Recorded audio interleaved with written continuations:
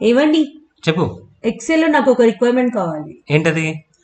ఏదైనా ఒక సెల్ మీద కర్సర్ పెట్టినప్పుడు రో అండ్ ఆల్సో కాలం రెండు హైలైట్ అవ్వాలి. ఓకే. ఎలా అంటే ఇలానే. ఓకే, ఇలా మనం కర్సివ్ గానే రౌండ్ కాలం హైలైట్ కావాలి. ఓకే, ఇది చాలా సింపుల్. ఎలా అంటే మనం ఒక కొత్త షీట్ తీసుకుందాము. షీట్ 2 తీసుకున్నాను. దీంట్లో డేటా ఉంది కదా. సో షీట్ 2 పైన రైట్ క్లిక్ ఇచ్చాను. రైట్ క్లిక్ ఇచ్చేసి వ్యూ కోడ్ క్లిక్ చేశాను. వ్యూ కోడ్ క్లిక్ చేసి ఇలా మనం వ్యూ కోడ్ క్లిక్ చేయగానే VBA బాక్స్ అయితే ఓపెన్ అవుతుంది. సో దాంట్లో డిఫాల్ట్గా జనరల్ ఉంది కదా, జనరల్ని ఇలా డ్రాప్ డౌన్ క్లిక్ చేస్తే వర్క్ షీట్ అని వస్తుంది అనమాట. So work sheet selection change అని వస్తుంది అనమాట. ఈజీగా మనకు హెడ్డింగ్ ఫోటో వచ్చేస్తుంది.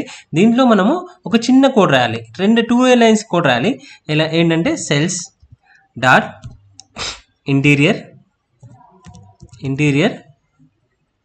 Dot colour index. ఓకేనా, కలర్ ఇండెక్స్ ఈక్వల్ టు 0 ఇచ్చేసేద్దాం. ఓకేనా.